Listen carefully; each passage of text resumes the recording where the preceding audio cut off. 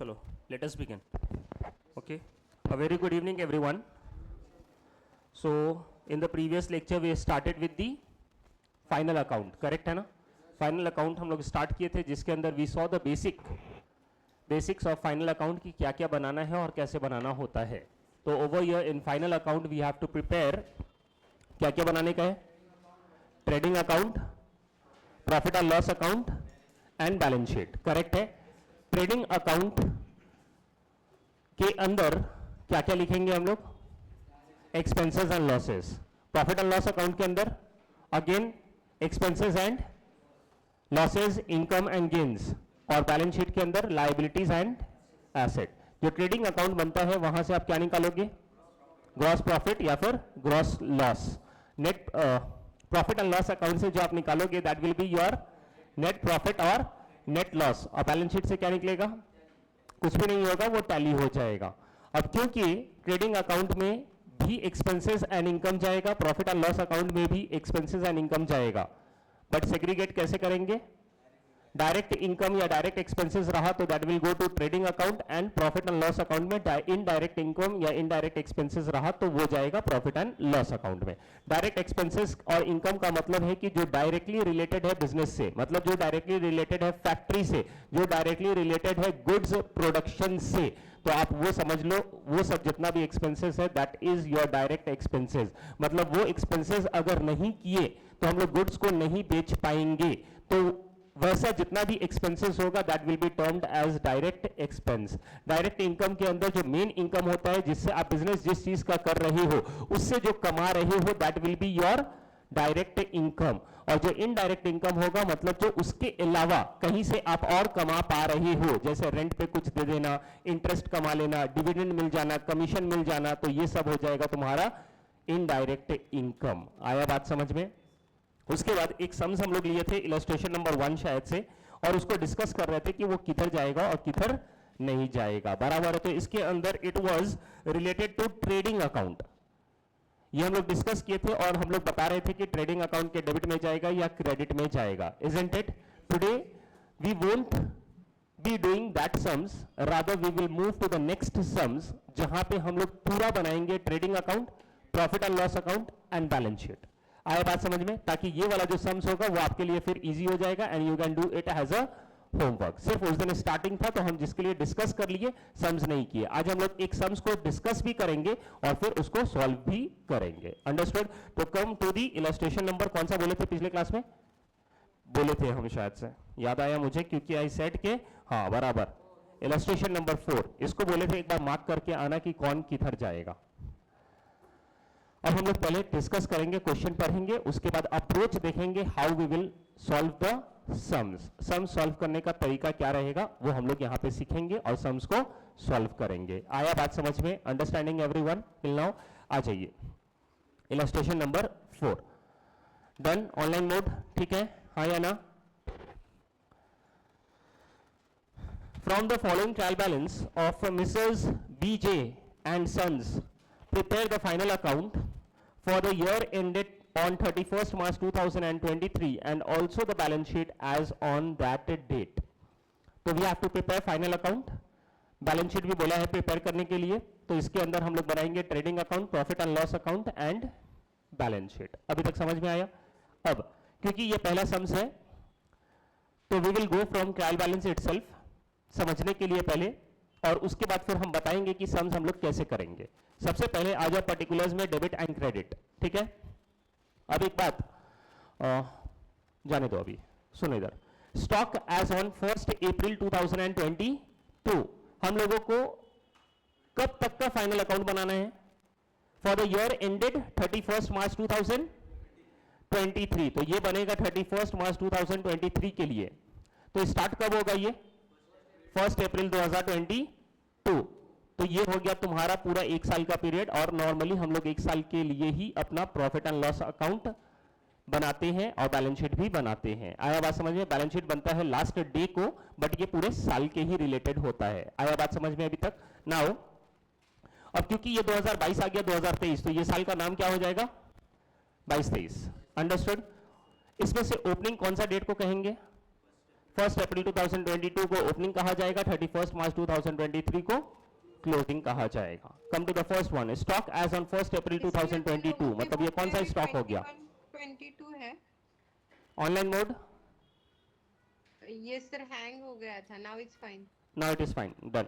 तो stock as on 1 April 2022, ये क्या है, कौन सा स्टॉक है अपना? Opening stock. स्टॉक से रिलेटेड जो भी हम बोले थे, जो हम लोगों को अकाउंटिंग करना है, स्टॉक्स का रिलेटेड जो भी हम लोगों को बैलेंस मेंटेन करना है, वो कौन से अकाउंट में मेंटेन करेंगे? ट्रेडिंग अकाउंट में। तो स्टॉक के related direct expense, direct income तो ट्रेडिंग अकाउंट में जाएगा ही, बट उसके साथ साथ स्टॉक के रिलेटेड जो भी चीज है, स्टॉक का मेंटेनेंस, स्टॉक आना, स्टॉक जाना, किसी वजह से गुड्स कम होना, गुड्स आ जाना, तो ये सब चीज हम लोग ट्रेडिंग अकाउंट में ही देखेंगे। ये बात को याद रखो क्योंकि आगे चल के काम आएगा। तो ये ओपनिंग स्टॉक कहां पे जाएगा? ट्रेडिंग अकाउंट के डेबिट साइड में जाएगा। आया बात समझ में? डन। आगे आते हैं परचेज एंड सेल्स। परचेज भी है और सेल्स भी है। तो देखो यहां पे परचेज डेबिट में लिखा है और क्रेडिट में भी लिखा है 35 लाख। तो यहां पे परचेज भी है और सेल्स भी है। तो ये जो दो फिगर है, ये दो फिगर दो चीज को रिप्रेजेंट कर रहा है, एक परचेज को और एक सेल्स को। अब एक बात याद रखो कि यहां पे हमको कैसे समझेगा कि ये डेबिट वाला परचेज है या क्रेडिट वाला परचेज है। तो for that you can understand कि ये परचेज हम लोग के लिए क्या है? एक्सपेंस है। तो एक बात हमेशा याद रखना, 5 कैटेगरी क्या क्या था? Asset, expenses, income, liability and capital. ये जो एसेट और एक्सपेंस है इसका हमेशा होता है डेबिट बैलेंस, और ये जो ये 3 बच गया इसका हमेशा होता है क्रेडिट बैलेंस। आया बात समझ में? अब बताओ परचेज क्या है अपना? परचेज क्या है? एक्सपेंस, और एक्सपेंस का कौन सा बैलेंस होता है? डेबिट। तो जो डेबिट साइड में लिखा है दैट इज योर परचेज। तो क्रेडिट वाला क्या हो जाएगा? आया बात समझ में? आगे चलो। तो परचेज और सेल्स जाएगा किधर? ट्रेडिंग अकाउंट के डेबिट साइड, और सेल्स किधर जाएगा? ट्रेडिंग अकाउंट के क्रेडिट साइड। आगे चलते हैं। बिल्स रिसीवेबल, ये हमारा क्या है? एसेट्स है। मतलब बिल्स रिसीवेबल मतलब मिलने वाला है। कोई भी चीज मिलने वाला होता है तो दैट इज योर एसेट। कोई चीज पे करना है तो वो हो जाएगा तुम्हारा लायबिलिटी। और चेक करो ये एसेट है अपना, तो कौन सा बैलेंस होना चाहिए? चेक करो डेबिट में लिखा है क्या? Debit balance. आया बात समझ में? आगे रिटर्न्स। अब देखो रिटर्न्स के अंदर वी हैव 2 रिटर्न्स, दो बैलेंस है, एक डेबिट बैलेंस भी है, एक क्रेडिट बैलेंस भी है। आया बात समझ में? तो ये रिटर्न्स क्या रिटर्न्स है? कौन सा रिटर्न है? एक परचेज रिटर्न है और एक सेल्स रिटर्न है। अब कौन सा परचेज रिटर्न होगा, कौन सा सेल्स रिटर्न होगा? परचेज वाला क्रेडिट साइड वाला होगा और सेल्स रिटर्न डेबिट साइड। ये याद रखने का तरीका आप याद रखो, this return is related to purchase and sales, बराबर है। तो परचेज का कौन सा बैलेंस होता है? डेबिट। तो परचेज रिटर्न का कौन सा बैलेंस होगा? क्रेडिट। तो जो क्रेडिट वाला है वो रिप्रेजेंट कर रहा है परचेज रिटर्न, और सेल्स का कौन सा बैलेंस होता है? क्रेडिट। तो सेल्स रिटर्न कौन सा बैलेंस होगा? डेबिट। तो रिटर्न अगर लिखा है और डेबिट में लिखा है तो वो कौन सा रिटर्न होगा? सेल्स रिटर्न होगा। आया बात समझ में सबको? अंडरस्टूड? आगे carriage inward. Carriage is related to expense, और ये एक्सपेंस कैसा? ये भाड़ा टाइप का, जो फेयर होता है, भाड़ा, ट्रांसपोर्टेशन कॉस्ट, उस टाइप का। ये इनवर्ड मतलब गुड्स लाने के समय पे लगा है, तो ये कौन सा अकाउंट में जाएगा? ट्रेडिंग अकाउंट में जाएगा। आया बात समझ में? तो ट्रेडिंग अकाउंट के डेबिट साइड में जाएगा। एक आगे चलो, दूसरा debtors and creditors. Debtors asset और क्रेडिटर्स लायबिलिटी। तो ये कहां पे मिलेगा? प्रॉफिट एंड लॉस अकाउंट के debit and credit side, balance sheet में मिलेगा एसेट्स और लायबिलिटीज। आया बात समझ में? आगे दूसरा कैरेज आउटवर्ड। ये आउटवर्ड है कैरेज। अगेन यहां पे भाड़ा लग रहा है आपका, बट ये जो ट्रांसपोर्टेशन कॉस्ट लग रहा है ये जाते समय का लग रहा है, गुड्स बनने के बाद का खर्च है। तो this will go to profit and loss account. याद रखना कैरेज इनवर्ड एंड आउटवर्ड में, कंफ्यूज मत होना। आगे डिस्काउंट। दो बैलेंस दिया है, डेबिट में भी क्रेडिट में भी। एक डिस्काउंट रिसीव्ड और दूसरा डिस्काउंट अलाउड। एक डिस्काउंट हमने दिया और एक डिस्काउंट हमको मिला। आया बात समझ में? तो एक डिस्काउंट जो हम दिए मेरे लिए नुकसान, तो ये हो गया लॉस, और एक डिस्काउंट मुझे मिला वो हो जाएगा मेरे लिए गेन्स या फिर प्रॉफिट। आया बात समझ में? आगे तो ये जाएगा कहां डिस्काउंट? Profit and loss. तो कौन से साइड में जाएगा? डेबिट साइड और डिस्काउंट रिसीव्ड क्रेडिट साइड। आया बात समझ में? एक बात और बता दे रहे हैं सर। एकदम, यस ऑनलाइन मोड। डेबिट वाला डिस्काउंट कौन सी साइड में जाएगा? क्या चीज? डेबिट वाला डिस्काउंट कौन सी साइड में जाएगा? डेबिट कौन सा? डिस्काउंट। डिस्काउंट का जो डेबिट है वो जाएगा डेबिट साइड में और जो क्रेडिट है वो जाएगा क्रेडिट साइड में। अब लिसन, ये याद करने का और समझने का तरीका एक याद रखना कि हम लोगों को बनाना क्या है, ट्रेडिंग अकाउंट। उसके बाद क्या बनाओगे? Profit and loss account. उसके बाद क्या बनाओगे?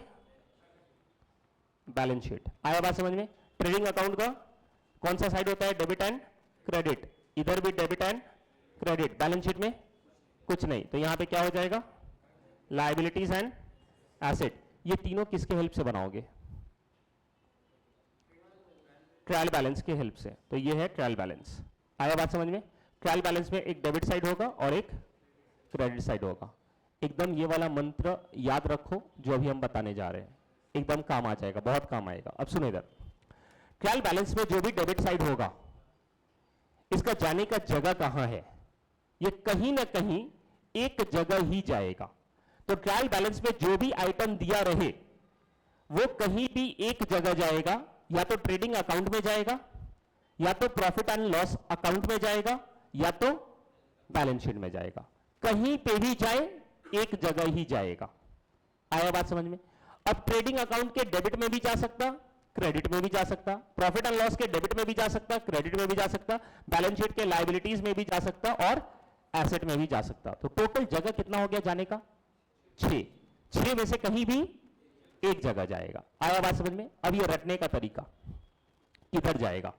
तो ये जो भी डेबिट साइड में रहेगा वो या तो ट्रेडिंग अकाउंट के डेबिट में जाएगा, या तो प्रॉफिट एंड लॉस अकाउंट के डेबिट में जाएगा, या फिर वो एसेट में जाएगा। तो ट्रायल बैलेंस का डेबिट में कुछ भी बैलेंस रहे तो उसका जो प्लेस है दैट इज या तो ट्रेडिंग अकाउंट के डेबिट, या तो प्रॉफिट एंड लॉस अकाउंट के डेबिट, या फिर बैलेंस शीट के एसेट। 100%। इसके अलावा कहीं नहीं जा सकता है। आया बात समझ में? उसी तरीके से ट्रेडिंग ट्रायल बैलेंस में अगर क्रेडिट बैलेंस है तो वो कहां जाएगा? या तो ट्रेडिंग के क्रेडिट में, या फिर प्रॉफिट एंड लॉस के क्रेडिट में, या फिर बैलेंस शीट के लायबिलिटीज में। बस। अंडरस्टूड? आया बात समझ में? अगर वो लायबिलिटी है तो लायबिलिटी में जाएगा, अगर वो एसेट है तो एसेट में, बैलेंस शीट में जाएगा। ये तो पक्का हो गया। अब कंफ्यूजन हो सकता है कि ट्रेडिंग अकाउंट क्रेडिट या profit and loss account credit, तो वहां पे नेचर चेक करना कि डायरेक्ट नेचर का है या फिर इनडायरेक्ट नेचर का है। आया बात समझ में? बट इसके अलावा कहीं नहीं जाएगा। अब हम लोग मैच भी करेंगे ये बात को। आगे आ जाओ। तो डिस्काउंट, ये डिस्काउंट जो डेबिट साइड में है वो किधर जाने वाला है? डेबिट साइड जाएगा। किसके डेबिट साइड जाएगा? प्रॉफिट एंड लॉस के डेबिट साइड जाएगा। और प्रॉफिट एंड लॉस के डेबिट में जा रहा है मतलब ये मेरा खर्च है या मेरा नुकसान है, क्योंकि डेबिट में या तो एक्सपेंसेस जाएगा या तो लॉसेस जाएगा। तो ये डिस्काउंट अलाउड है या डिस्काउंट रिसीव्ड है? डिस्काउंट अलाउड है। आया बात समझ में? जो क्रेडिट साइड वाला है वो किधर जाएगा? Credit side. किसके credit side? Profit and loss के क्रेडिट साइड जाएगा। बस। अंडरस्टूड? आगे, सैलरीज एंड वेजेस। लिखा तो सिर्फ एक टर्म है, सैलरीज एंड वेजेस, और अमाउंट लिखा 2 टर्म है, सैलरीज भी लिखा, वेजेस भी लिखा, बट अमाउंट सिर्फ एक दिया। तो ये सैलरी है या वेजेस है? ये सैलरी है या वेजेस है? ऐसा क्यों पूछा जा रहा है? जस्ट बिकॉज अगर सैलरी होता तो कहां जाएगा? प्रॉफिट एंड लॉस के डेबिट, और अगर वेजेस होगा तो किधर जाएगा? ट्रेडिंग अकाउंट के डेबिट। तो अब ये तो सैलरीज एंड वेजेस दिया है, तो इस केस में कभी भी you will see the first term. First term क्या दिया है? सैलरीज एंड वेजेस बोला, सैलरीज एंड वेजेस, तो सैलरीज पहले लिखा है तो सैलरीज मानने का, बात खत्म। अंडरस्टूड? तो कहां जाएगा ये? प्रॉफिट एंड लॉस के डेबिट साइड। कौन सा जगह पे दिया है? डेबिट या क्रेडिट? डेबिट। तो डेबिट वाला कहां जाता है? डेबिट में ही जाता है, डेबिट में जाएगा। अंडरस्टूड? आगे, इंश्योरेंस। इंश्योरेंस डेबिट साइड दिया है, ये खर्च है तुम्हारा, प्रॉफिट एंड लॉस के डेबिट। रेंट, अगेन ये मेरा डेबिट साइड में है मतलब डेबिट साइड में ही जाएगा, तो किसके डेबिट साइड में जाएगा? प्रॉफिट एंड लॉस के डेबिट, ये मेरा खर्च है। वेजेस एंड सैलरीज, अब ये वेजेस पहले देखना पड़ेगा, और ये किधर चला जाएगा? ट्रेडिंग अकाउंट के debit side. Bad debt, profit and loss के डेबिट। ये बैड डेट होता क्या है? बैड डेट का मतलब हम बताए थे शायद से पिछले class. What is bad debt? जो पैसा हम लोगों को नहीं मिलेगा, मतलब जो पैसा डूब गया. किससे डूबेगा पैसा? डेटर्स से. तो डेटर्स से जो पैसा आपका डूब गया, नहीं मिलने वाला है, that is termed as bad debt. आया बात समझ में? तो ये मेरा नुकसान है, और ये नुकसान किधर जाएगा? प्रॉफिट एंड लॉस अकाउंट के डेबिट साइड. एक बार गेट को प्लीज लगा देना ना, तो फिर आप लोगों को हवा आएगा. गेट सिर्फ एक बार बस बंद कर दो. हाँ, उसको लॉक ही कर दो. आज गया. अच्छा, दूसरा फर्नीचर. फर्नीचर क्या है मेरा? एसेट. तो ये किधर जाएगा? बैलेंस शीट के एसेट. और कौन सा जगह पे दिया है? डेबिट या क्रेडिट? तो डेबिट वाला किधर जाएगा? या तो ट्रेडिंग के डेबिट, या तो प्रॉफिट एंड लॉस के डेबिट, या फिर एसेट. तो ये दोनों डेबिट में नहीं गया, किधर चला गया? एसेट में चला गया. आया बात समझ में? आगे बीजे कैपिटल, मतलब ये तुम्हारा कैपिटल है, तो कैपिटल का जगह किधर है? लायबिलिटीज में. तो it will go to liabilities. बीजे ड्राइंग्स माइनस होगा. किससे माइनस होगा? कैपिटल से. और ये जब माइनस होगा तो मिलेगा किधर हमको? Liability side. बट है कौन से साइड में दिया हुआ? Debit side. तो जाना किधर चाहिए था? एसेट में जाना चाहिए था. बराबर है. अब समझो इधर. तो लिसन, ये है तुम्हारा बैलेंस शीट. आया बात समझ में? तो क्योंकि ये डेबिट में दिया है तो डेबिट में जाना चाहिए, मतलब ये एसेट में जाना चाहिए था, ड्राइंग्स. बट ये ड्राइंग किससे रिलेटेड है? कैपिटल से रिलेटेड है. और कैपिटल हमको किधर मिलेगा? लायबिलिटीज में. मैथ्स में हम लोग देखते हैं कि इक्वल टू के इधर कुछ भी रहा, इसको इधर लाना रहेगा तो क्या करेंगे? इधर प्लस है तो इधर क्या करेंगे? माइनस. उसी तरीके से इधर जो बैलेंस दिया है ये प्लस में ही तो दिया है, माइनस में कहीं तो दिया नहीं है, तो उसको प्लस ही समझेंगे. जब ये इधर से इधर आएगा तो क्या करना होगा? माइनस. तो कैपिटल में से क्या करेंगे? माइनस. तो एक ही शर्त पे आप उसका जगह चेंज कर सकते हो. उसके लिए क्या करना पड़ेगा? दूसरे जगह पे माइनस करना होगा. अगर उसका एक्चुअल प्रेस क्रेडिट साइड में जा रहा है, if you want to write it in the debit side, तो आपको माइनस करके दिखाना पड़ेगा. आया बात समझ में? Done everyone. आगे चलो. देखो बात बहुत कुछ बोला जा रहा है, प्लीज ये सब बात याद रखना, बहुत काम आएगा. मतलब ऐसा काम आएगा कि जहां पे आप फंस जाओगे वहां पे यही सब चीज आपका काम आ जाएगा, और दिमाग लगाकर आप कुछ ना कुछ आगे कर पाओगे. तो ये सब जो छोटी छोटी बातें हैं इसको प्लीज याद रखना, बहुत इंपॉर्टेंट बात है ये. आगे लूज टूल्स, ये मेरा एसेट है तो ये एसेट में जाएगा. Printing and stationery, profit and loss के डेबिट, ये मेरा खर्च है. एडवर्टीजमेंट, प्रॉफिट एंड लॉस के debit. Cash in hand, asset. Cash at bank, asset. Petty cash, asset. Machinery, asset. Commission. अब कमीशन में अगेन देखो दो बैलेंस है, तो एक किधर जाएगा? तो डेबिट वाला डेबिट में, और क्रेडिट वाला क्रेडिट में. किसके? प्रॉफिट एंड लॉस के. बात खत्म. सम्स हो गया तुम्हारा ट्रायल बैलेंस यहीं पे कंप्लीट. एक होमवर्क आप लोगों के लिए, आज तो हम लोग ये सम सॉल्व करेंगे. ये जो ट्रायल बैलेंस दिया है ना, इतना होमवर्क करते समय एडजस्टमेंट नहीं देखना है.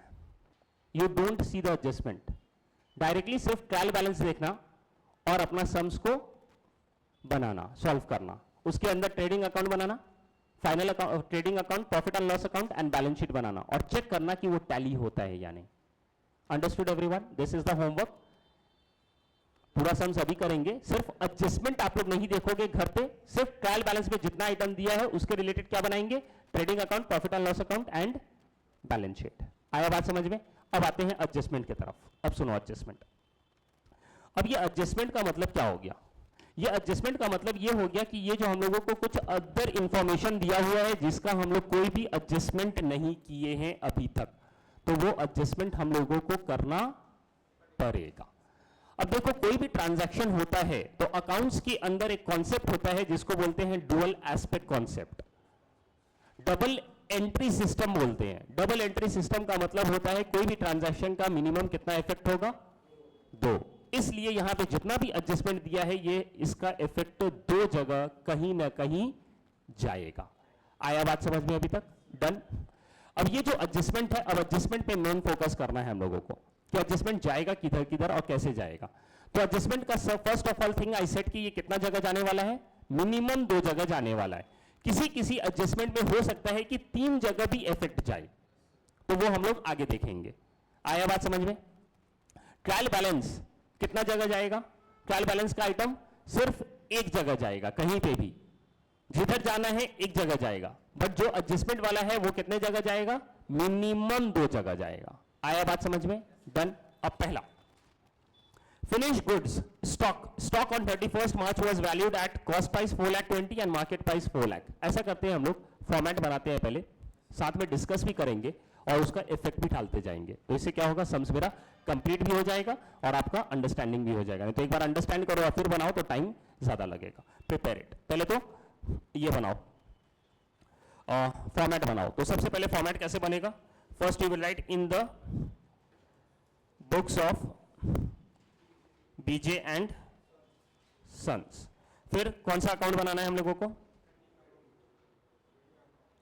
Trading and profit and loss account, दोनों हम लोग साथ में ही बना देंगे, trading account as well as profit and loss account. तो trading account and profit and loss account for the year ended, ended कब एंडेड हो रहा है, 31st मार्च 2023। तो ये हम लोग अभी प्रिपेयर करेंगे ट्रेडिंग अकाउंट। समझ रहा है ये बात?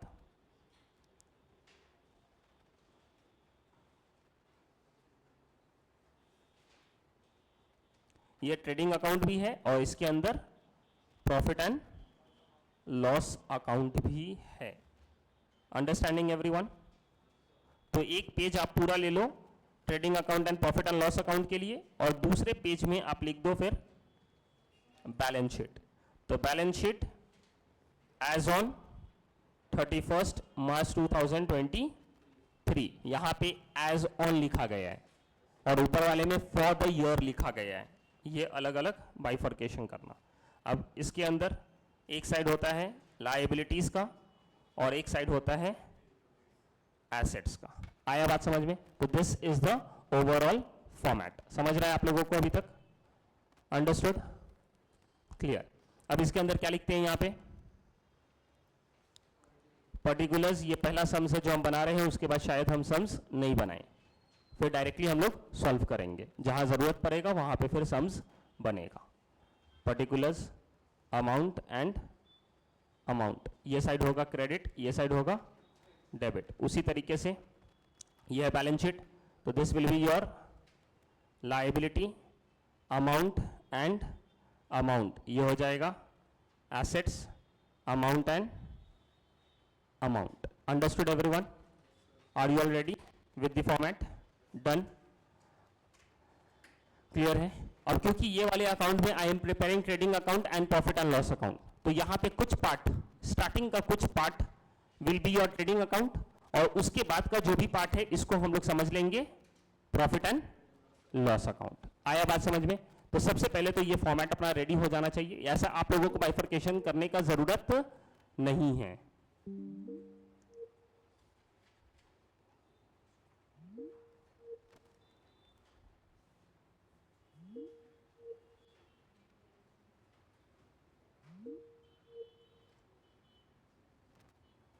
नेट क्यों गया?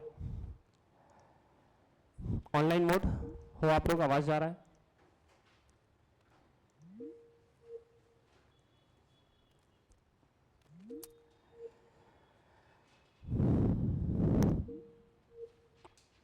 क्या हो गया? अच्छा, उससे प्रॉब्लम आता है क्या? ऐसा है?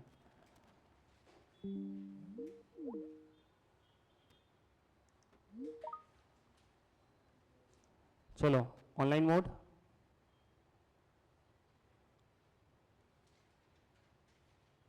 यस सर, चालू है? चालू है चालू है। Okay done. बीच में नेटवर्क गया था। एक मिनट।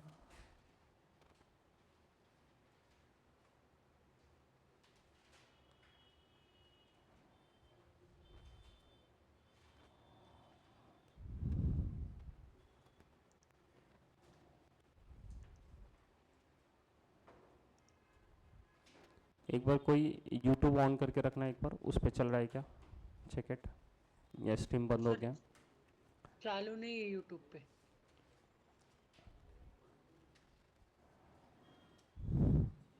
चलो लिसन। सो ये प्रिपेयर हो गया आप लोगों का everyone? Have you all prepared? अब आते हैं हम लोग अपने क्वेश्चन पे। सबसे पहला एडजस्टमेंट, देखो हम लोग कभी भी सम्स स्टार्ट करेंगे ना, सबसे पहले आप रीड करना क्वेश्चन। अब सुनो कैसे सॉल्व किया जाएगा। तो सबसे पहले रीड करना है क्वेश्चन को, अंडरस्टूड।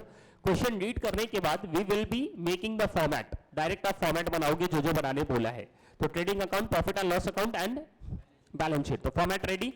उसके बाद अब हम लोग स्टार्ट करेंगे अपना सम्स को फ्रॉम द एडजस्टमेंट। पहले हम लोग एडजस्टमेंट को टच करेंगे। अब पहला एडजस्टमेंट लेंगे, उसका इफेक्ट देंगे, फिर दूसरा एडजस्टमेंट, फिर तीसरा एडजस्टमेंट, और इस तरीके से पहले एडजस्टमेंट को हम लोग करेंगे कंप्लीट। अंडरस्टूड। एडजस्टमेंट का कितना इफेक्ट होने वाला है? मिनिमम 2। आगे आ जाओ। पहला, finish goods stock, stock on 31 March, stock on 31 मार्च बोला, मतलब ये कौन सा स्टॉक के बारे में बात कर रहा है? Closing stock. आया बात समझ में? तो क्लोजिंग स्टॉक जो है उसका वैल्यू बता रहा है, cost price 4,20,000 and market price 4 lakh. तो कभी भी क्लोजिंग स्टॉक, सबसे पहले तो ये डिसाइड करो कि ये जाता किधर है। क्लोजिंग स्टॉक किधर मिलता है अपने को? ट्रेडिंग अकाउंट के क्रेडिट साइड। तो सबसे पहले उधर लिख दो। आ जाओ, सबसे पहले लिख दो ट्रेडिंग अकाउंट के क्रेडिट साइड में। आया बात समझ में? अब क्रेडिट साइड में लिखने से पहले ये जो सबसे पहला जगह यहां पे आना चाहिए, ये आप रहने दो सेल्स के लिए। ये फॉर्मेट होता है, ये प्रेजेंटेशन होता है। तो सबसे पहले सेल्स के लिए 2-3 लाइन यहां पे रहने दो, और उसके नीचे आप लिख दो बाई क्लोजिंग स्टॉक। ये हो गया पहला इफेक्ट। आया बात समझ में? अब दूसरा इफेक्ट आपके हिसाब से कहां जाना चाहिए? आपके पास स्टॉक बचा हुआ है, तो एक तो स्टॉक को मेंटेन कर रहे थे, इसके वजह से ट्रेडिंग अकाउंट के क्रेडिट में लिख दिए। और दूसरा इफेक्ट कहां जाना चाहिए? ये मेरे लिए एसेट है, बचा हुआ है, तो ये कहां जाएगा? बैलेंस शीट के एसेट में। तो सबसे पहले बैलेंस शीट के एसेट में आप लिख दो। एसेट में भी हालांकि प्रेजेंटेशन है, पहले फिक्स एसेट लिखा जाता है, फिर इन्वेस्टमेंट वगैरह लिखा जाएगा, फिर हम लोग करंट एसेट लिखते हैं। बट अभी के लिए आप यहां पे रैंडमली लिखो। तो यहां पे directly we will write closing stock. अब लिखने को तो ये लिखे, बट अब कंफ्यूजन हो रहा है 2 अमाउंट में, 4,20,000 लिखा जाए या 4 लाख लिखा जाए। आया बात समझ में? तो यहां पे हम लोगों को बोला जाता है कि कभी भी आपको 2 अमाउंट दिया रहे, मतलब मार्केट प्राइस और कॉस्ट प्राइस, तो उसमें से जो लोअर हो, जो लेसर हो, जो लोअर हो, उसे सिलेक्ट करना। तो एक है 4 लाख और एक है 4,20,000, तो लोअर कितना है? 4 लाख। तो जहां जहां पे क्लोजिंग स्टॉक लिखे हैं वहां वहां पे 4 लाख लिख देंगे। लिख दो 4 लाख, 4 लाख, और ऊपर भी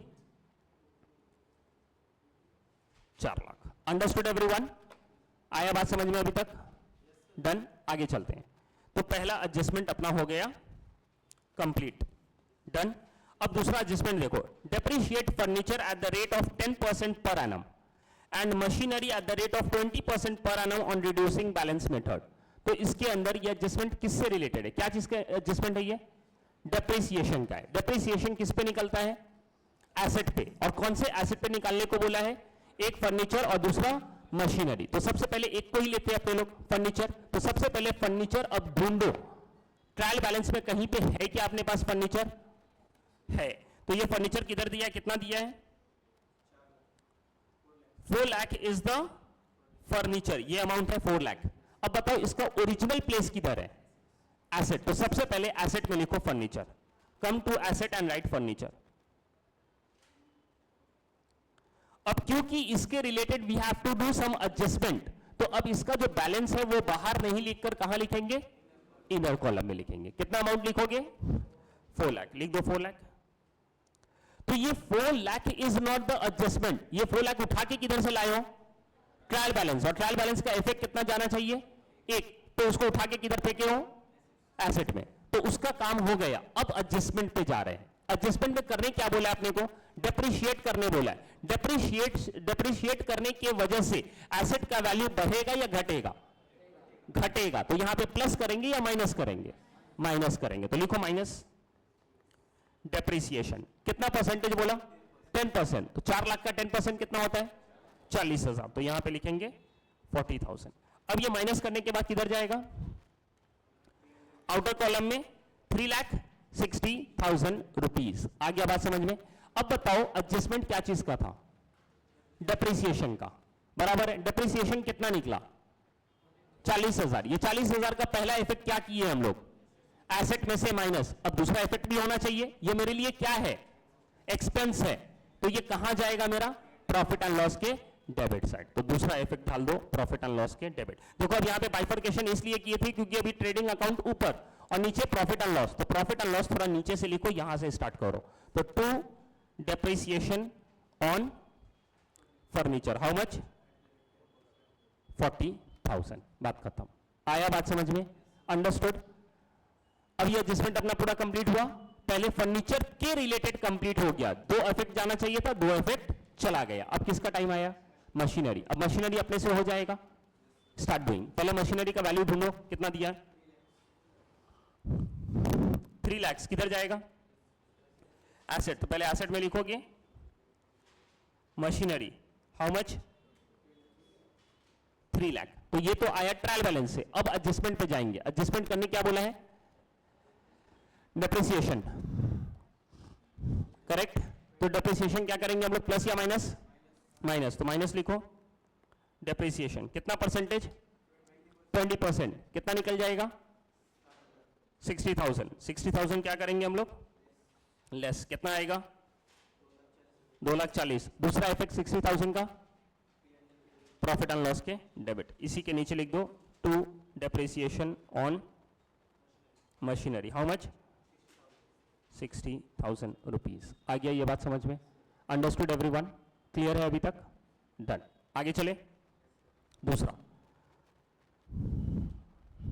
तो ये हो गया तुम्हारा सेकंड वाला एडजस्टमेंट खत्म। अब आते हैं थर्ड। क्या बोलता है? Rent of ₹5,000 was paid in advance. ये एडजस्टमेंट किससे रिलेटेड है? रेंट से। तो सबसे पहले रेंट को ढूंढो, कितना दिया? 60,000। ये रेंट कहां जाएगा? प्रॉफिट एंड लॉस के डेबिट। क्यों जाएगा डेबिट में, क्यों नहीं क्रेडिट में? क्योंकि एक्सपेंस है। ये कैसे समझा आपको? क्योंकि डेबिट साइड में है, बराबर है, वेरी गुड। तो ये डेबिट साइड में है, कहां जाएगा ये? प्रॉफिट एंड लॉस के डेबिट। लिखो पहले प्रॉफिट एंड लॉस के डेबिट में टू रेंट। अब बताओ ये 60,000 अंदर या बाहर?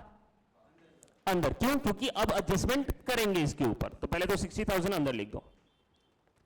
अब ये तो एक जगह इफेक्ट जाना था, ये चला गया। अब एडजस्टमेंट पे आए। क्या बोला? 5,000 पेड इन एडवांस है।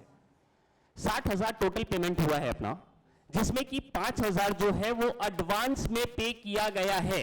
तो ये 5,000 इस साल का है या पिछले साल का है या आगे साल का है? अगले साल का है। अगर इस साल से रिलेटेड होता तो प्रॉफिट एंड लॉस अकाउंट में पूरा जाता, बट क्योंकि इस साल से रिलेटेड है ही नहीं, तो इसमें से क्या होना चाहिए?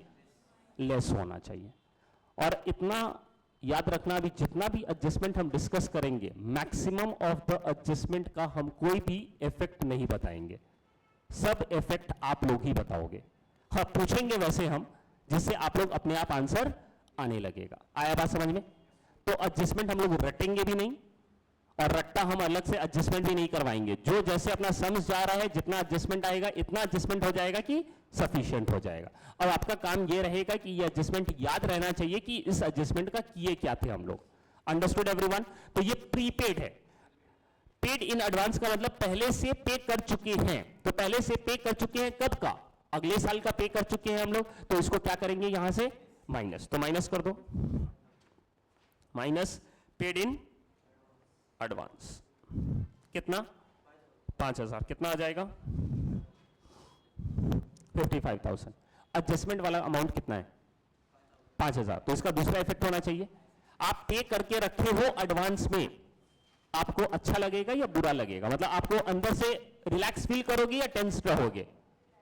रिलैक्स फील करोगे। इसका बेनिफिट मिलने वाला है। अभी पेमेंट करके रखे हो, आगे चल के इसका बेनिफिट मिलने वाला है। और कोई भी चीज मिलने वाला हो गया तो that will be your asset. तो दूसरा इफेक्ट किधर चला जाएगा? एसेट। लिख दो asset. Rent paid in advance, how much? 5,000। आ गया बात समझ में? डन। तो ये हो गया तुम्हारा रेंट के रिलेटेड कहानी खत्म। आगे चलते हैं। दूसरा क्या है बच्चा? Salaries and wages due but not paid 30,000। तो ये एडजस्टमेंट किससे रिलेटेड है? किससे एडजस्टमेंट रिलेटेड है? सैलरीज एंड वेजेस से। सैलरीज एंड वेजेस ढूंढो, है क्या अपने पास? है। कितना अमाउंट है? 2,20,000। इसका एक्चुअल जगह किधर है जाने का? Profit and loss. लिखो पहले उधर प्रॉफिट एंड लॉस के डेबिट टू क्या था बच्चा, salaries and wages. Online mode समझ रहा है, ऑनलाइन मोड आया ना, यस सर। वेरी गुड, चलेगा आगे।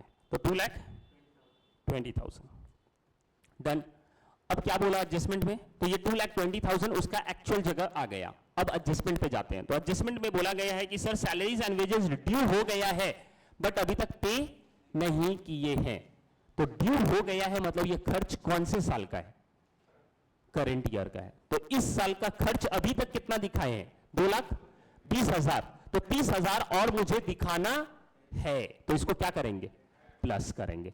और इसको बोलते हैं आउटस्टैंडिंग, मतलब जो खर्च हो गया है बट उसका पेमेंट बाकी है, तो उसको बोला जाता है आउटस्टैंडिंग। तो आउटस्टैंडिंग क्या करेंगे यहां पे, प्लस आउटस्टैंडिंग, प्लस करेंगे कितना, 30,000। टोटल कितना हो जाएगा, 2,50,000। अंडरस्टूड। अब आउटस्टैंडिंग कितना है यहां पे, 30,000। तो इसका दूसरा इफेक्ट होना चाहिए। अब ये आउटस्टैंडिंग है मतलब पे करना बाकी है अपने ऊपर कर्ज। किधर जाएगा दूसरा effect, liabilities, right in the liability side. Liability side में ऐसा करना, थोड़ा स्टार्टिंग में जगह छोड़ देना, यहां पे कंपलसरी छोड़ना जगह कैपिटल के लिए। तो कैपिटल के लिए 4, 5, 6 लाइन छोड़ देना और उसके नीचे लिखना outstanding salaries and wages, how much, 30,000 rupees. Understood everyone, clear है अभी तक, आगे चलते हैं। उसके बाद क्या है, make a provision for doubtful debt at 5% on debtors. आया बात समझ में, तो 5% हम लोगों को डेटर्स पे प्रोविजन बनाना है। इसका मतलब अभी हम समझा रहे हैं हल्के में, और भी इसको इलेबोरेट करना है, तो जैसे जहां पे जरूरत पड़ेगा वहां पे हम इलेबोरेट करेंगे। अभी के लिए पहले समझो, प्रोविजन बनाना है हम लोगों को डेटर्स पे 5%। डेटर्स मतलब कौन, डेटर्स मेरे लिए क्या है, एसेट या लायबिलिटी, एसेट। और डेटर्स का मतलब क्या होता है, डेटर्स कौन होता है, डेटर्स जिससे मुझे पैसा मिलने वाला है। तो पैसा किससे मिलने वाला होता है, कस्टमर से। क्यों मिलना होता है, क्योंकि हम उसे क्रेडिट में सेल किए हैं। आया बात समझ में, तो क्रेडिट में आप सेल किए हो अपने डेटर्स को, जिससे आपको पैसा मिलने वाला है। कितना, तो ये डेटर्स पे बोला है अपने को प्रोविजन निकालने के लिए। तो ये एडजस्टमेंट किससे रिलेटेड हो गया, डेटर्स से। तो डेटर्स का बैलेंस कितना दिया हुआ है, 2 लाख। ये डेटर्स का बैलेंस जाना किधर चाहिए, एसेट। तो सबसे पहले तो उधर उठा के फेंको, एसेट, एसेट में आ जाओ और डेटर्स लिख दो। कितना अमाउंट है, 2 लाख, 2 लाख। तो ये अभी इसके ऊपर एडजस्टमेंट है, इसके लिए इसको कहां लिखोगे, इनर कॉलम में। तो 2 लाख। अंडरस्टूड एवरीवन, डन बच्चा। अब इसके ऊपर फिर से आते हैं प्रोविजन। अब बोलता है कि प्रोविजन बनाना है अपने को 5% ऑन डेटर्स। इसका मतलब for doubtful date, doubtful debt मतलब हमको यहां पे कहीं ना कहीं डाउट है कि मुझे अपने डेटर्स से पूरा 2 लाख रुपया नहीं आएगा। तो कितना परसेंट आपको डाउट है, 5%। 5% कितना आता है उसका, 10,000। तो ऐसा मुझे अंदर से फील हो रहा है कि मुझे 10,000 नहीं मिलेगा। आया बात समझ में, डन। जब नहीं मिलेगा तो ये मेरा आगे चल के नुकसान हो सकता है। तो क्योंकि एक कॉन्सेप्ट है अपने पास, प्रूडेंस कॉन्सेप्ट या फिर कंजर्वेटिज्म कॉन्सेप्ट, जो बताता है कि भाई अगर तुमको फील हो रहा है कि आगे चल के तुमको नुकसान होगा तो उसके लिए आज ही अकाउंटिंग कर लो। तो उसके बेसिस पे हम लोग अकाउंटिंग करेंगे। अब अगर मुझे लग रहा है 10,000 नहीं मिलने वाला है, तो डेटर्स से मिलना कितना है, फिर कितना मिलेगा, फिर मुझे 1,90,000। तो ये 10,000 का क्या करेंगे, प्लस या माइनस, माइनस करेंगे। तो माइनस में लिखो आप provision for doubtful date, minus provision for doubtful date, जिसको हम लोग RDD भी बोलते हैं, रिजर्व फॉर डाउटफुल डेट। इसका पूरा एक स्ट्रक्चर हम बताएंगे, अभी नहीं, अभी जितना हमको जरूरत है उतना ले लिए हैं, फिर हम बाद में बात करेंगे। RDD बोलकर कितना लिख देंगे, 10,000। तो ये 10,000 क्या हो जाएगा मेरे लिए, मतलब यहां पे क्या कर देंगे माइनस, और कितना आ जाएगा 1,90,000। एडजस्टमेंट का अमाउंट कितना है, 2 लाख या 10,000 या 1,90,000, 10,000। तो 10,000 का दूसरा इफेक्ट होना चाहिए, ये मुझे लग रहा है नहीं मिलेगा, तो ये मेरे लिए क्या है, लॉस। और ये लॉस कहां जाएगा, P&L के डेबिट में, तो प्रॉफिट एंड लॉस के डेबिट में लिख दो। 2 प्रोविजन फॉर डाउटफुल डेट, या तो प्रोविजन फॉर डाउटफुल डेट बोलोगे या फिर रिजर्व फॉर डाउटफुल डेट बोलोगे। कितना अमाउंट? 10,000। आया बात समझ में? तो ये भी एडजस्टमेंट हो गया, खत्म। आगे चलते हैं। Last, commission receivable ₹5,000। ये कमीशन किससे रिलेटेड है? कमीशन रिसीवेबल कौन से एडजस्टमेंट से रिलेटेड है? कमीशन से। तो अब बताओ कमीशन का अमाउंट कितना दिया हुआ है? यहां पे झोल ये है कि कंप्यूटर में दो अमाउंट दिया है, एक 10,000 भी और एक 30,000 भी। तो एक कमीशन अलाउड है या कमीशन पेड है और दूसरा कमीशन रिसीव्ड है, और जो एडजस्टमेंट दिया है वो बोल रहा है कि मुझे मिलने वाला है। तो ये किससे रिलेटेड होगा? पेड से या फिर रिसीव्ड से? रिसीव्ड से। आया बात समझ में? तो ये रिसीव्ड से रिलेटेड होगा, तो ये कमीशन रिसीव्ड कहां लिखोगे आप? प्रॉफिट एंड लॉस के क्रेडिट साइड। तो पहले तो उधर लिख दो, उठाकर पहले उधर लिखो। तो देखो अब यहां पे, क्योंकि यहां पे हम लोगों का प्रॉफिट एंड लॉस स्टार्ट किए हैं, तो यहां पे नीचे लिखो बाई कमीशन रिसीव्ड भी बोल सकते हो या डायरेक्ट कमीशन भी आप लिख सकते हो सिर्फ। तो इसको इनर कॉलम में लिखोगे। कितना है अमाउंट? 30,000 रुपीज। अब आते हैं उसके एडजस्टमेंट पे। अब एडजस्टमेंट में क्या बोलता है कि कमीशन रिसीवेबल है कितना? 5,000। मतलब इतना मिलने वाला है, और इतना मिलने वाला है मतलब अभी तक इतना मिला नहीं है। इनकम हो गया है बट अभी तक मिला नहीं है, तो ये हम लोग कमीशन में क्या करेंगे? ऐड। मतलब ये आउटस्टैंडिंग हो गया अगेन। तो कभी भी आउटस्टैंडिंग रहे तो उसको क्या करना होता है? प्लस। और आउटस्टैंडिंग का मतलब क्या होता है? जो या तो देखो दो टाइप से आउटस्टैंडिंग हो सकता है, खर्च के रूप में भी और इनकम के रूप में भी। तो इनकम में अगर इनकम हो गया और पैसा नहीं मिला तो दैट इज आउटस्टैंडिंग, और एक्सपेंस में जो मेरा खर्च हो गया बट अभी तक हम पैसा नहीं दिए, दैट इज आउटस्टैंडिंग। आया बात समझ में? तो दोनों पहलू से आउटस्टैंडिंग हो सकता है, और दोनों पहलू से अगर आउटस्टैंडिंग होता है तो दोनों जगह पे अगर एक्सपेंस का हो या फिर इनकम का हो, आउटस्टैंडिंग को करेंगे क्या?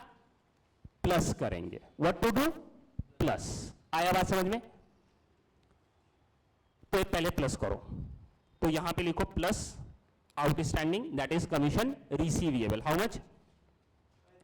सॉरी 5,000। तो लिख दो 5,000। तो कितना चला जाएगा बाहर? 35,000। अब एडजस्टमेंट कितना का है? 5,000। इतना मिलने वाला है, तो दूसरा इफेक्ट एसेट जाएगा। लिख दो पहले एसेट में कमीशन रिसीवेबल 5,000। आ गया बात समझ में?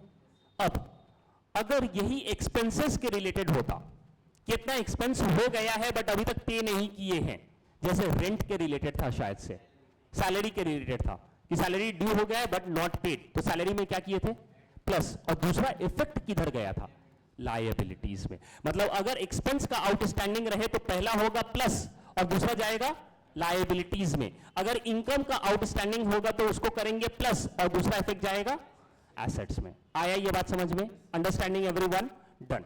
और दूसरा और कुछ है?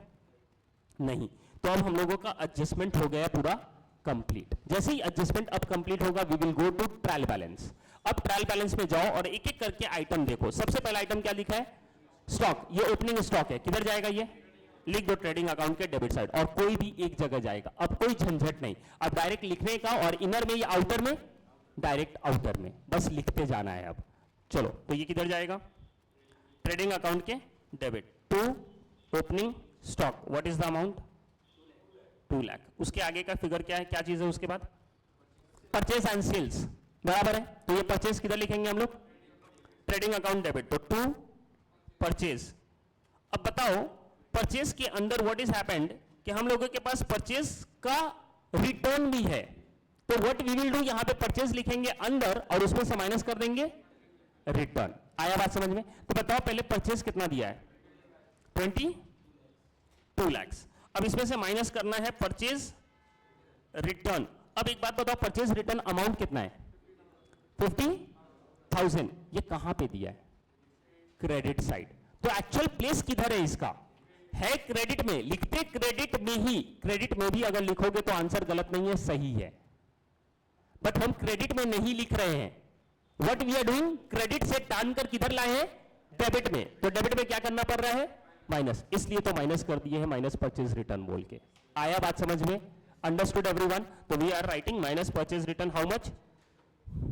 50,000 रुपीज. कितना आ जाएगा अमाउंट? 21,50,000. बताओ ये 50,000 का दूसरा इफेक्ट कहीं नहीं जाएगा, ये एडजस्टमेंट का नहीं है, ये ट्रायल बैलेंस का है. ट्रायल बैलेंस एक जगह जाना था, इसको जाना था क्रेडिट में, हम इसको डेबिट में लिख दिए तो माइनस कर दिए, बात खत्म. Understood everyone? तो परचेज का कहानी खत्म. परचेज के साथ साथ परचेज रिटर्न का भी कहानी खत्म. अब किसका आएगा? सेल्स. सेल्स किधर लिखना? क्रेडिट. तो पहले सेल्स लिख दो. क्रेडिट में हाउ मच? 35 लाख. अब इसके रिलेटेड है क्या? रिटर्न है, तो उसको क्या करेंगे? माइनस कितना? 1 लाख. तो कितना हो जाएगा? 34 लाख. आगे चला जाए. दूसरा, उसके बाद बिल्स रिसीवेबल. इसका जगह किधर है?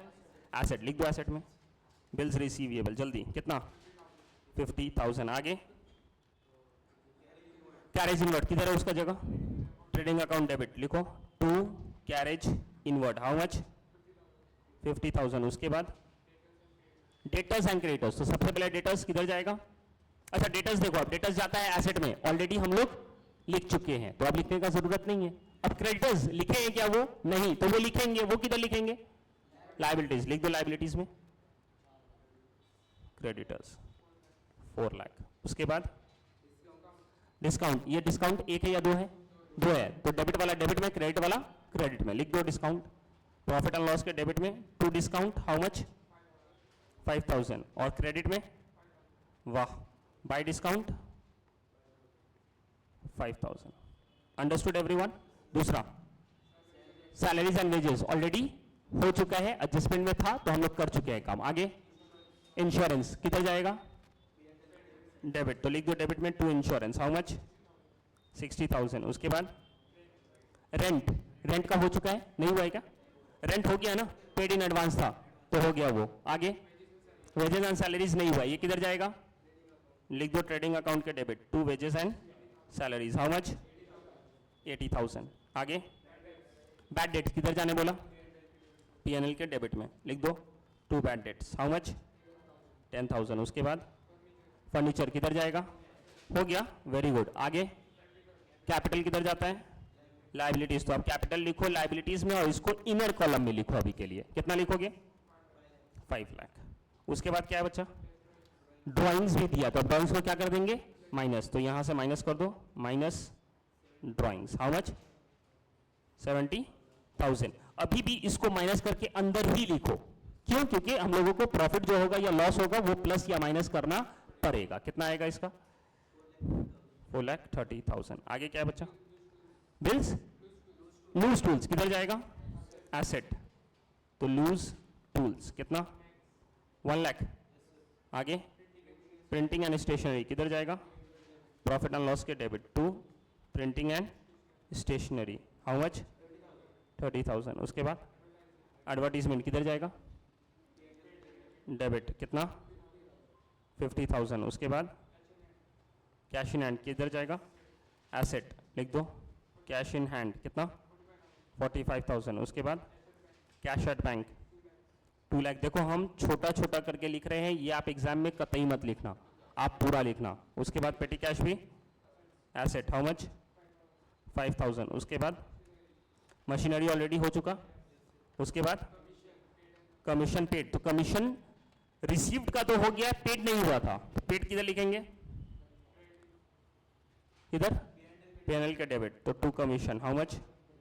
How much? 10,000. 10,000. उसके बाद बस रन.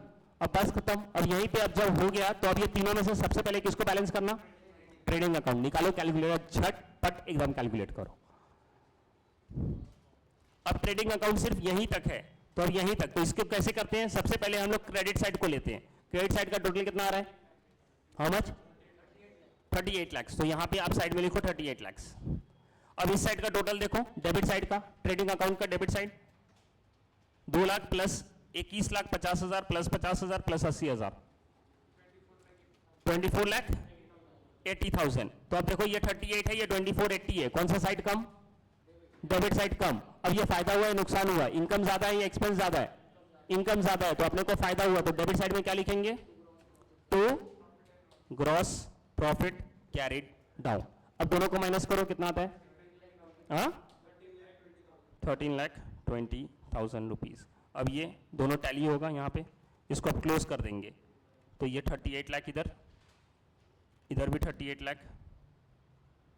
और ये ग्रॉस प्रॉफिट कैरिड डाउन यहाँ पे आया, तो अभी किधर चला जाएगा? प्रॉफिट एंड लॉस के क्रेडिट साइड। तो अब ये नीचे आ गया और यहाँ पे लिख देंगे by gross profit brought down. देखो इधर का इधर आएगा। अब अमाउंट बताओ, 13,20,000 आएगा या 38 लाख आएगा? ग्रॉस प्रॉफिट कितना था? 13,20,000, तो उतना ही आएगा ना, तो वो लिखेंगे 13,20,000। अब यहाँ पे प्रॉफिट एंड लॉस क्रेडिट ये वाला सिर्फ यहाँ से, अब ये खत्म, ऊपर का पूरा कहानी खत्म। अब इधर से ये 13,20,000, 35,000 एंड 5,000, टोटल कितना हो रहा है? 13,60,000। तो इसको अलग से लिख के रखो और इधर आ जाओ debit side, profit and loss का डेबिट को टोटल करते रहो। टोटल किए हो कैलकुलेटर में? यस, 6,20,000। तो अब बताओ कौन सा साइड कम? डेबिट साइड कम। तो डेबिट साइड बनने को क्या आया? प्रॉफिट या नुकसान? प्रॉफिट। तो इस प्रॉफिट को क्या बोलेंगे? Net profit carried down. In fact carried down नहीं बोलकर आप इसको बोल सकते हो transfer to capital account. Transfer to capital account. बताओ कितना ट्रांसफर हो रहा है माइनस करके? 7,40,000। तो ये अब टोटल हो जाएगा, कितना आ जाएगा टोटल? 13,60,000। इधर कितना आएगा? 13,60,000। अंडरस्टूड? अब ये नेट प्रॉफिट आया, मतलब कैपिटल में प्लस होगा या माइनस? प्लस। तो कैपिटल में ये नेट प्रॉफिट क्या करते हैं हम लोग? प्लस। तो यहाँ पे कैपिटल प्लस नेट प्रॉफिट कितना? 7,40,000। अब ये 4,30,000 था, 740, तो कितना हो गया? 11,70,000। अब यहाँ पे प्रभु का नाम लो और लायबिलिटी और एसेट दोनों को टोटल करना शुरू करो।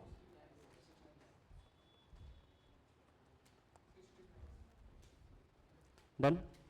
दोनों साइड। तो ये हो गया तुम्हारा 16 लाख और ये भी हो गया 16 लाख। Understood everyone? क्लियर है ये बात? डन अभी तक? समझा? तो इस तरीके से हम लोगों को सम्स को करना है सॉल्व। Understood everyone? हाँ या ना? ऑनलाइन मोड समझा? तो this is how we have to solve. एकदम आसानी से आपका सॉल्व हो जाएगा। अब प्रैक्टिस करना है, जहां पे डाउट हो you can ask it. Understood? Online mode समझ रहा है बच्चा? डन? आगे चलते हैं।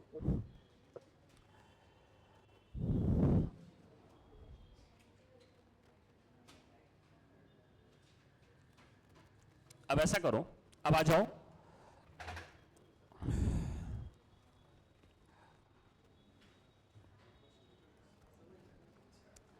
ऐसा करो, कम टू इलस्ट्रेशन नंबर 2। एक बार इलस्ट्रेशन नंबर 2 पे आ जाओ एक बार। From the following particulars presented by Mister Shankar for the year ended 31st March 2023, prepare profit and loss account after taking into consideration the given details। आया बात समझ में? हम लोगों को क्या बनाने बोला है? प्रॉफिट एंड लॉस अकाउंट सिर्फ बनाने बोला है, बस सिर्फ। अब सबसे पहले यहां पे कुछ इंफॉर्मेशन दिया है। ग्रॉस प्रॉफिट है अपना कितना? 1 लाख, बराबर है। तो ये ग्रॉस प्रॉफिट एंड लॉस के कौन से साइड में जाएगा? प्रॉफिट एंड लॉस के। ये ग्रॉस प्रॉफिट कहां पे रहेगा? ट्रेडिंग अकाउंट के डेबिट। तो ये किधर जाएगा? प्रॉफिट एंड लॉस के क्रेडिट साइड। तो चेक करो प्रॉफिट एंड लॉस के क्रेडिट साइड में लिखा है क्या? Gross profit 1 lakh. यस और नो? डन? आया बात समझ में? उसके बाद दूसरा देखो, आगे दिया है रेंट बताया है, सैलरीज है, कमीशन है। कमीशन में देखो ये क्रेडिट बैलेंस बता रहा है, मतलब ये कमीशन रिसीव्ड का बात कर रहा है। आया बात समझ में? उसके बाद इंश्योरेंस बोला, इंटरेस्ट अगेन क्रेडिट बोला, मतलब ये अगेन इंटरेस्ट रिसीव्ड वाला है। फिर तुम्हारा बैड डेट दिया है पहले से, प्रोविजन फॉर बैड डेट 1/4/2021 का है, मतलब ये पिछले साल का, ये ओपनिंग है। Understood everyone? इसका भी बताएंगे हम आगे। फिर आता है तुम्हारा संडे डेटर्स, फिर डिस्काउंट रिसीव्ड, फिर प्लांट एंड मशीनरी। तो ये सिर्फ इंफॉर्मेशन दिया हुआ है। अब नीचे आ जाओ एडजस्टमेंट में। आउटस्टैंडिंग सैलरीज अमाउंटेड टू ₹4,000, ये किससे रिलेटेड है? सैलरीज। ऊपर चेक करो सैलरीज दिया है क्या? 10,000 किधर जाएगा? सैलरीज, प्रॉफिट एंड लॉस के डेबिट। पहले चेक करो 10,000 लिखा है क्या? यस। अब ये आउटस्टैंडिंग है सैलरीज, तो क्या करेंगे उसको? ऐड। चेक करो ऐड किया है क्या? बात खत्म। अब इसका दूसरा इफेक्ट होता तो किधर जाता?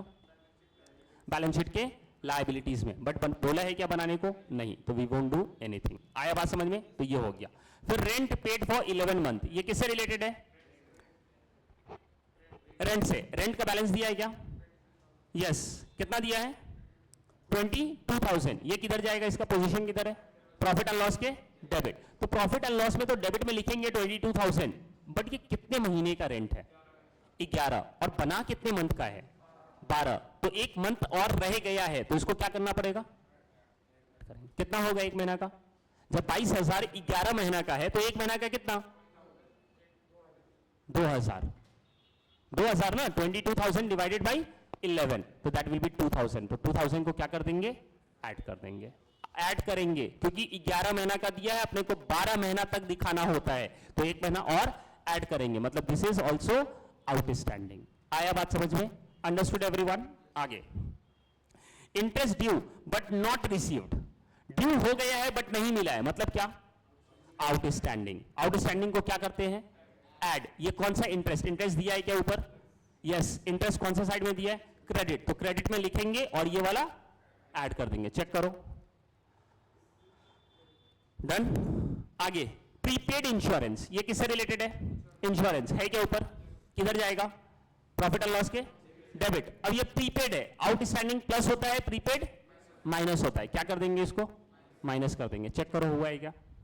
डन। आगे डेप्रिशिएट प्लांट एंड मशीनरी, किससे रिलेटेड है? Plant and machinery. क्या क्या इफेक्ट होता है इसका? एक तो एसेट में माइनस, और दूसरा इफेक्ट प्रॉफिट एंड लॉस में डेबिट साइड। हम लोग कौन सा बना रहे हैं? Profit and loss. तो किधर जाएगा? Debit side. कितना परसेंटेज बोला? 10%। प्लांट एंड मशीनरी कितना है? 80,000, उसका 10% 8,000। चेक करो डेप्रिसिएशन 8,000। डन। आया बात समझ में? आगे further bad debt amounted to ₹2,000। 2,000 रुपया और बैड डेट हो गया, बट ये एडजस्टमेंट में दिया है, तो हम लोगों को अपना बैलेंस कम करना होगा। किसका बैलेंस कम करेंगे? डेटर्स का। बट वो बना रहे हैं क्या हम लोग? नहीं। तो इसका दूसरा इफेक्ट किधर जाएगा? प्रॉफिट एंड लॉस के डेबिट साइड। चेक करो प्रॉफिट एंड लॉस में डेबिट साइड लिखा है क्या? 2,000। डन। आया बात समझ में? तो ये 2,000 वो हो गया। अब मेक अ प्रोविजन 5%। तो डेटर्स कितना दिया अपने को? 40। अब सुनो इधर, अब ये जो प्रोविजन बनाना है 5%, वो प्रोविजन हम लोग बनाने का सीक्वेंस होता है।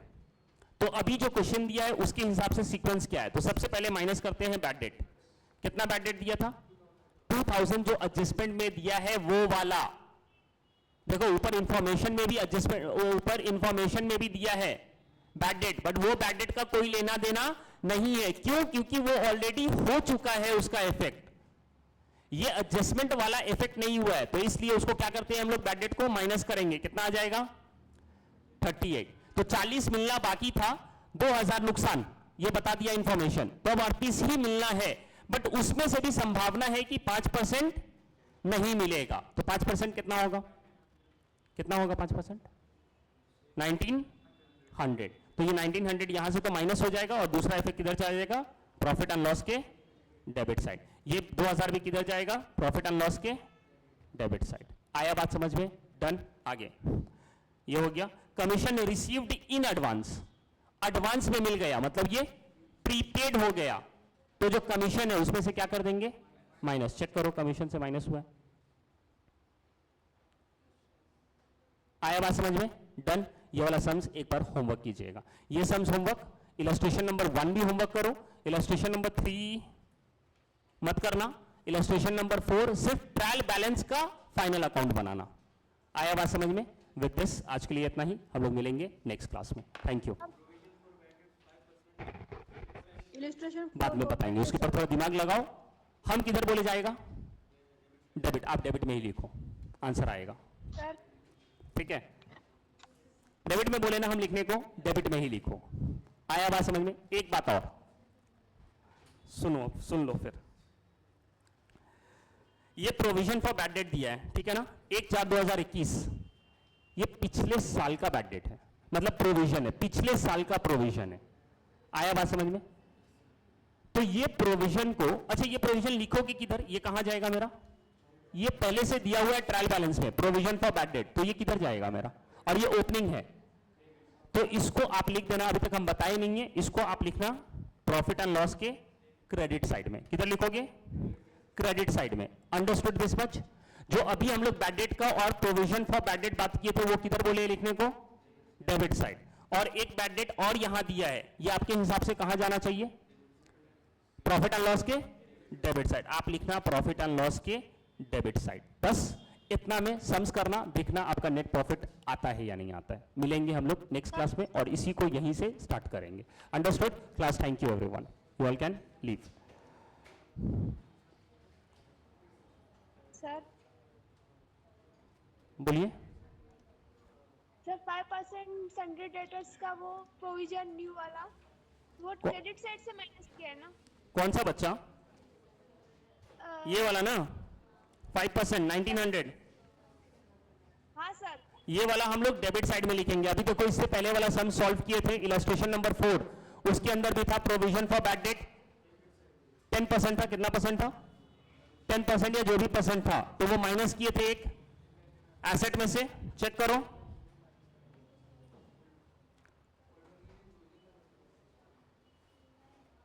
मेरा सम्स किधर गए यार? सम सॉल्व किए थे अभी, वो किधर चला गया? अच्छा नीचे रहेगा।